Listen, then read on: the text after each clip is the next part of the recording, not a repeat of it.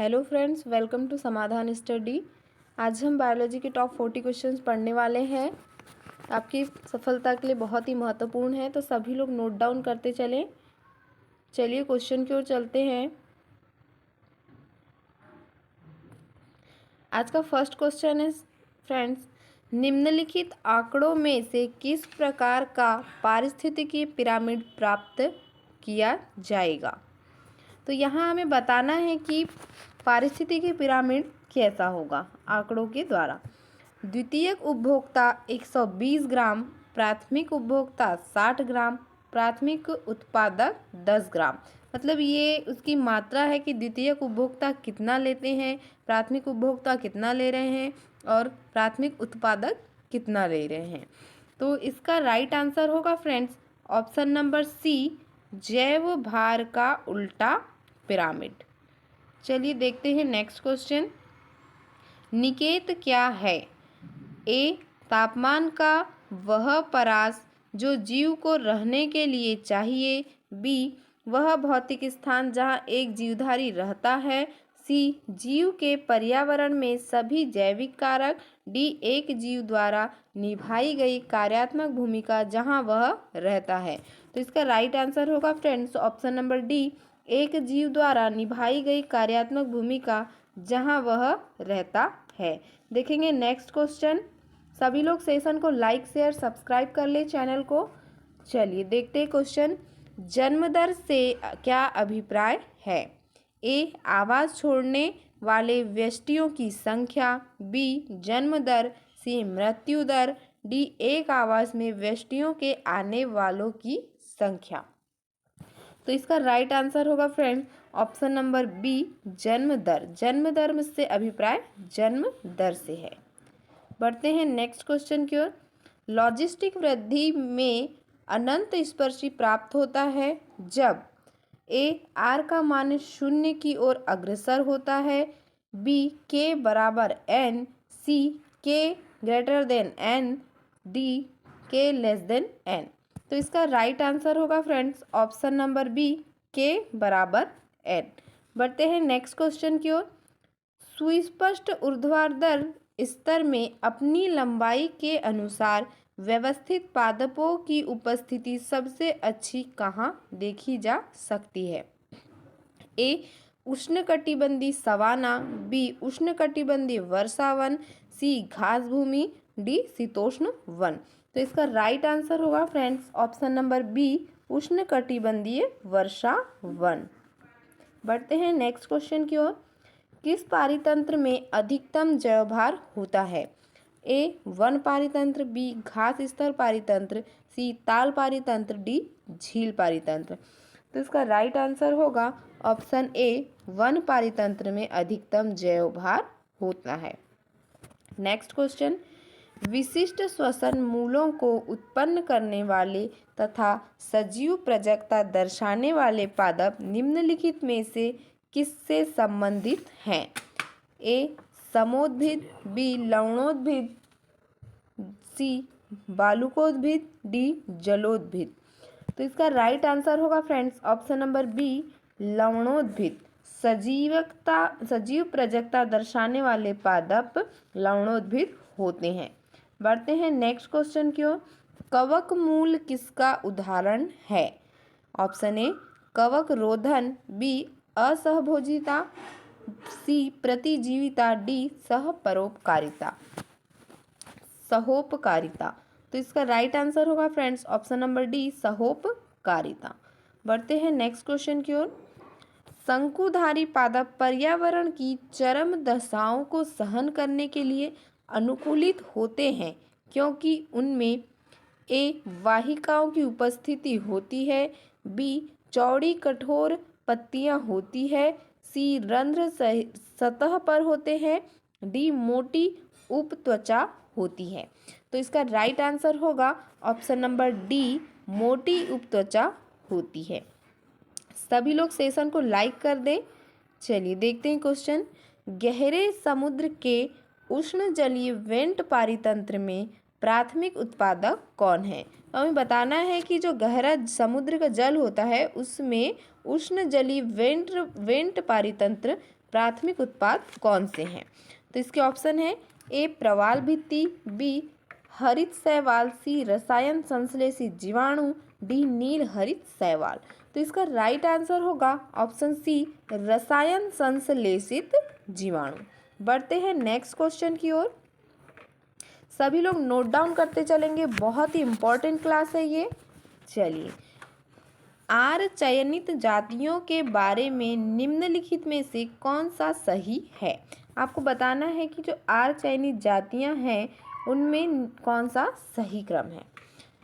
तो देखेंगे option A कम संख्या में बड़े आमाप वाली संतति, बी बड़ी संख्या में छोटे आमाप वाली संतति, सी बड़ी संख्या में बड़े आमाप वाली संतति, डी कम संख्या में छोटे आमाप वाली संतति।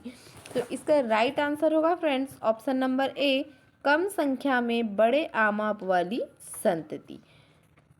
नेक्स्ट क्वेश्चन, यदि प्लस चिन्ह को लाभदायी परस्पर क्रिया के लिए, माइनस चिन्ह को हानिकारक के लिए और जीरो चिन्ह को उदासीन परस्पर क्रिया के लिए दिया जाता है तो प्लस माइनस द्वारा प्रदर्शित समष्टि परस्पर क्रिया किसे संदर्भित करती है? तो इसका राइट ऑप्शन है परजीविता, बी सहोपकारिता, सी प्रतिजीविता, डी सहभोजिता। तो इसका राइट आंसर होगा ऑप्शन ए परजीविता। बढ़ते हैं नेक्स्ट क्वेश्चन की ओर। लॉजिस्टिक मॉडल का अनुसरण करते हुए किसी समष्टि वृद्धि दर शून्य के बराबर कब होगी? लॉजिस्टिक मॉडल को निम्नलिखित समीकरण से दर्शाया गया। समीकरण है dn/d2 = rn कोष्टक 1 - n/k। तो हमें बताना है कि समीकरण को जो दर्शाया गया है वो किसके बराबर होगा, शून्य के बराबर उसकी वृद्धि दर कब होगी? ए जब n पर्यावास की धारिता क्षमता के समीप हो, बी जब n/k शून्य के बराबर हो, सी जब जन्म दर की अपेक्षा मृत्यु दर अधिक हो, डी जब n/k ठीक 1 हो। तो इसका राइट आंसर होगा ऑप्शन डी जन्म दर n/k ठीक 1 हो। बढ़ते हैं नेक्स्ट क्वेश्चन की ओर। एक नग्न चट्टान पर एक अग्रगामी जीव के रूप में निम्नलिखित में से कौन सा आएगा? कौन आएगा? ए लिवरवर्ट, बी मांस, सी हरित शैवाल, डी लाइकेन। तो इसका राइट आंसर होगा ऑप्शन डी लाइकेन। एक नग्न चट्टान पर अग्रगामी जीव के रूप में लाइकेन आएगा। नेक्स्ट क्वेश्चन, निम्नलिखित में से कौन सा एक कृषि भूमि पारितंत्र का अभिलक्षण है? हमें बताना है कि जो कृषि भूमि पारितंत्र उसका अभिलक्षण क्या है। देखते हैं ऑप्शन ए न्यूनतम आनुवंशिक विविधता, बी अपतरणों की अनुपस्थिति, सी पारिस्थितिक अनुक्रमण, डी मृदा जीवों की अनुपस्थिति। तो इसका राइट आंसर होगा ऑप्शन ए न्यूनतम आनुवंशिक विविधता। बढ़ते हैं नेक्स्ट क्वेश्चन की ओर।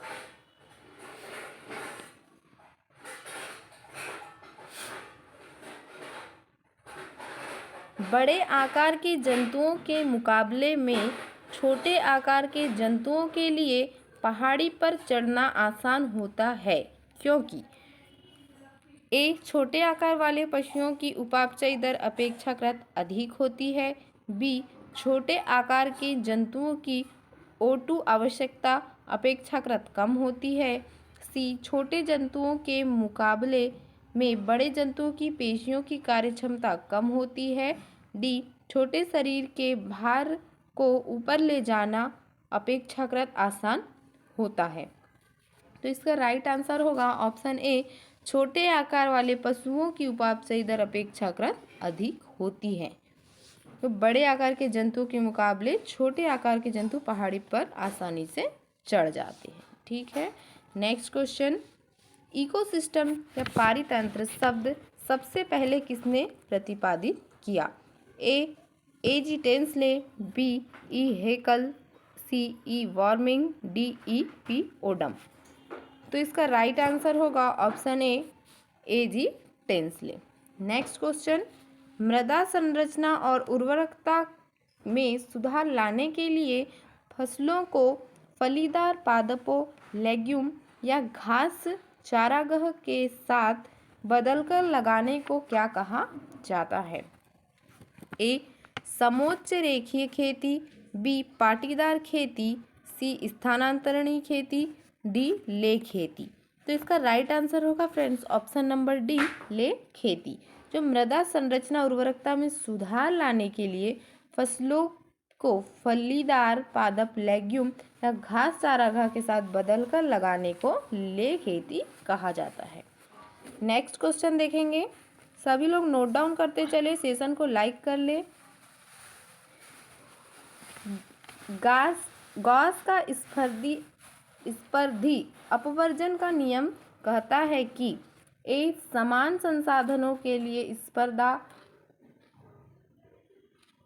उस जाति को अपवर्जित कर देगी जो भिन्न प्रकार के भोजन पर भी जीवित रह सकती है। बी कोई भी दो जातियां एक ही निकेत में असीमित अवधि के लिए नहीं रह सकती है क्योंकि इनके लिए सीमाकारी संसाधन समान ही होता है। सी अपेक्षाकृत बड़े आकार के जीव स्पर्धा द्वारा छोटे जंतुओं को बाहर निकाल देते हैं। डी अधिक संख्या पाए जाने वाली जाति स्पर्धा द्वारा कम संख्या में पाए जाने वाले स्पीशीज को अपवर्जित कर देगी। तो इसका राइट आंसर है फ्रेंड्स ऑप्शन नंबर बी। कोई भी दो जातियां एक ही निकेत में असीमित अवधि के लिए रह सकती है क्योंकि इनके लिए सीमाकारी संसाधन समान ही होते हैं। नेक्स्ट क्वेश्चन देखते हैं, निम्नलिखित में से किस पारस्परिक क्रिया में दोनों संगी प्रतिकूल रूप से प्रभावित होते हैं? ए स्पर्धा, बी परभक्षण, सी परजीविता, डी सहोपकारिता। इसका राइट आंसर होगा ऑप्शन नंबर ए स्पर्धा। पारस्परिक क्रिया दोनों संगी प्रतिकूल रूप से प्रभावित होते हैं, स्पर्धा। नेक्स्ट क्वेश्चन देखेंगे, पारिस्थितिकी अनुक्रमण के दौरान ए किसी जाति के संगठन में क्रमिक और पहले से बताए जा सकने वाले परिवर्तन किसी एक क्षेत्र में होते हैं। बी इसकी प्राथमिक प्रावस्था का में नया जीवी समुदाय बहुत तीव्र गति से स्थापित होता है। सी जंतुओं की संख्या और किस्में स्थिर रहती है। डी उस समुदाय में होने वाले परिवर्तनों के कारण जो पर्यावरण के साम्य के समीप होता है पुरोगामी समुदाय कहलाती है। तो इसका राइट आंसर होगा फ्रेंड्स ऑप्शन नंबर ए, किसी जाति की संगठन में क्रमिक और पहले से बताए जा सकने वाले परिवर्तन किसी एक क्षेत्र में होते हैं। देखेंगे नेक्स्ट क्वेश्चन, निम्नलिखित में से किसमें दोनों युग्मों में सही संयोजन है? ए गैसीय पोषण चक्र, अवसादी पोषण चक्र, कार्बन और नाइट्रोजन, सल्फर और फास्फोरस। बी गैसीय पोषण चक्र, अवसादी पोषण चक्र, कार्बन और सल्फर, नाइट्रोजन और फास्फोरस। सी गैसीय पोषण चक्र, अवसादी पोषण चक्र, नाइट्रोजन और सल्फर, कार्बन और फास्फोरस। डी गैसीय पोषण चक्र, अवसादी पोषण चक्र, सल्फर और फास्फोरस, कार्बन और नाइट्रोजन। तो इसका राइट आंसर होगा ऑप्शन नंबर ए, गैसीय पोषण चक्र, अवसादी पोषण चक्र, कार्बन और नाइट्रोजन, सल्फर और फास्फोरस। नेक्स्ट क्वेश्चन देखेंगे, एक ही पर्यावास में रह रही विभिन्न जातियों की व्यष्टियों का पारस्परिक संबंध और क्रियात्मक क्रिया करना क्या कहलाता है? ए पारिस्थितिक निकेत, बी जीवीय समुदाय, सी पारितंत्र, डी समष्टि। तो इसका राइट आंसर होगा ऑप्शन बी, जीवीय समुदाय क्रिया करना कहलाता है। नेक्स्ट क्वेश्चन देखेंगे, अधिकांश जंतु जो गहरे समुद्रीय जल में रहते हैं वे होते हैं ए प्राथमिक उपभोक्ता, बी माध्यमिक उपभोक्ता, सी तृतीयक उपभोक्ता, डी अपरद भोजी। तो इसका राइट आंसर होगा ऑप्शन नंबर डी, अपरद भोजी। नेक्स्ट क्वेश्चन, निम्नलिखित ग्राफ एक घासीय मैदान में शाकाहारियों समष्टियों ए और बी में होने वाले परिवर्तनों को बताता है। परिवर्तनों का संभावी कारण है कि, तो ये डायग्राम को ध्यान से देखेंगे। जीवों की संख्या, यहाँ जीवों की संख्या है, यहाँ पर अवधि है, और ये डायग्राम बना हुआ है ऐसे, और इधर से ये ऐसे, ये बी, ये ए। अब यहाँ पूछ रहा है कि जो ए और बी में होने वाले परिवर्तनों को, शाकाहारी परिवर्तन समष्टियों में ए और बी में होने वाले परिवर्तनों को बताता है। परिवर्तनों का संभावी कारण क्या होगा, तो इसके ऑप्शन देखेंगे। ए, पर्यावास में दोनों समष्टि घट गई है। बी, भोजन के लिए समष्टि ए की अपेक्षा समष्टि बी अधिक सफलतापूर्वक सक्षम है। सी, समष्टि बी की अपेक्षा समष्टि ए ने अधिक संतति उत्पन्न की है। डी, समष्टि ए ने समष्टि बी के सदस्यों का उपभोग लिया। तो इसका राइट आंसर होगा ऑप्शन नंबर बी, भोजन के लिए समष्टि ए की अपेक्षा समष्टि बी सफलतापूर्वक सक्षम है। देखेंगे नेक्स्ट क्वेश्चन। एक पारितंत्र में प्रकाश संश्लेषण के दौरान कार्बन डाइऑक्साइड उत्पादन की दर को क्या कहा जाता है? ए, नेट प्राथमिक उत्पादकता। बी, सकल प्राथमिक उत्पादकता। सी, द्वितीयक उत्पादकता। डी, नेट उत्पादकता। तो इसका राइट आंसर होगा फ्रेंड्स ऑप्शन नंबर बी, सकल प्राथमिक उत्पादकता। जो प्रकाश संश्लेषण के दौरान कार्बनिक पदार्थों का उत्पादन होता है उसकी दर को सकल प्राथमिक उत्पादकता कहते हैं। Next question. एक निश्चित समय में एक पोषण स्तर पर जीवित पदार्थ के द्रव्यमान को क्या कहा जाता है? ए, सकल प्राथमिक उत्पादकता। बी, खड़ी अवस्था। सी, नेट प्राथमिक उत्पादकता। डी, खड़ी फसल। तो इसका right answer friends option number D, खड़ी फसल। नेक्स्ट क्वेश्चन देखेंगे। द्वितीयक अनुक्रमण कहाँ होता है?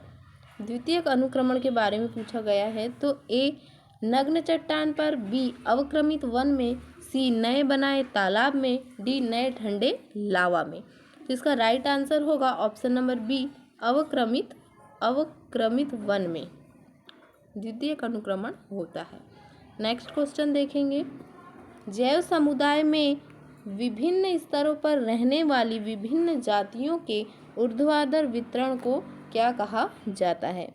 ए, अपसरण। बी, स्तरण। सी, मंडलन। डी, सूची स्तंभ।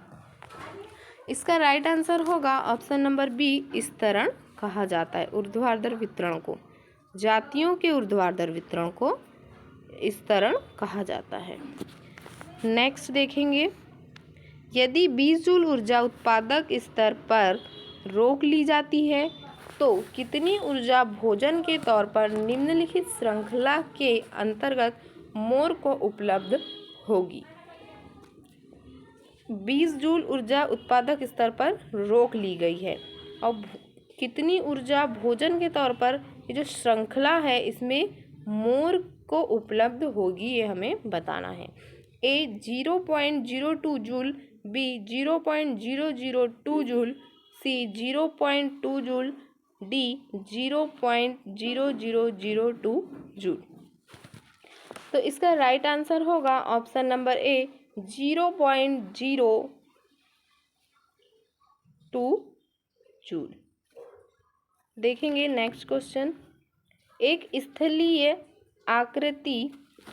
पारिस्थितिकी तंत्र में फास्फोरस चक्र का सरलीकृत मॉडल नीचे दिया गया है, जिसमें 4 खाली स्थान ए, डी हैं। इन्हें पहचानना है। उपभोक्ता ए, मृदा विलयन। B, blank. वाह runoff. C, blank. D, blank. तो इसके ऑप्शन देखेंगे।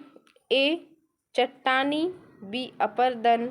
सी, लिटरफॉल कर्कट उत्पादक।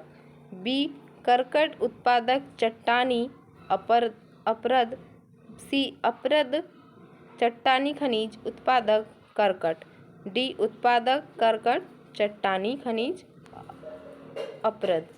तो इसका राइट आंसर होगा ऑप्शन सी, अपरद, चट्टानी खनिज, उत्पादक, कर्कट।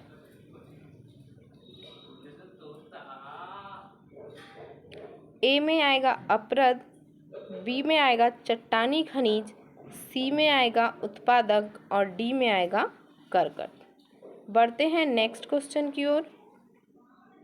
निम्नलिखित को सुमेलित कीजिए और सही विकल्प चुनिए।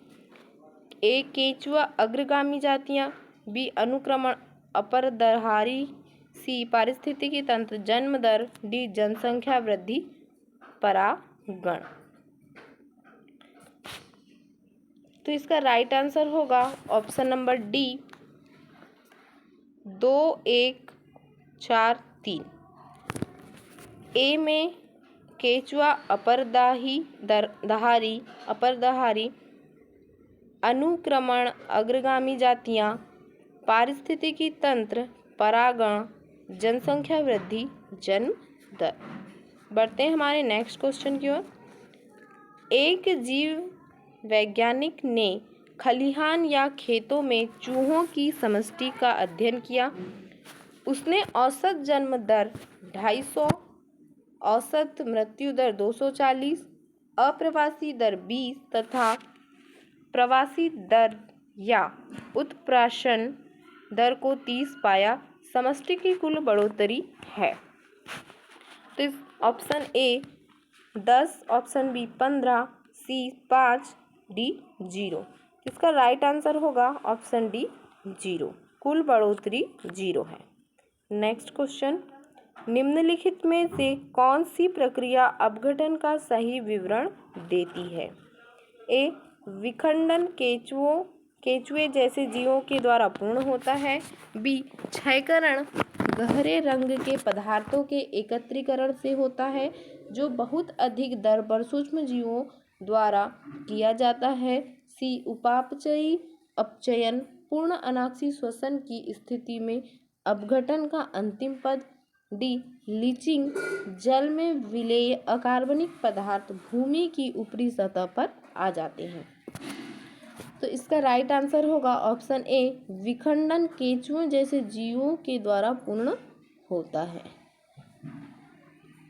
आज का सेशन यहीं पर समाप्त होता है। सभी लोग चैनल को सब्सक्राइब कर ले, जो बच्चे नए हैं वो सेशन को लाइक करें और चैनल को भी सब्सक्राइब कर ले ताकि आप आगे भी हमारी क्लासों से निरंतर जुड़ सकें। चलिए ठीक है, थैंक यू।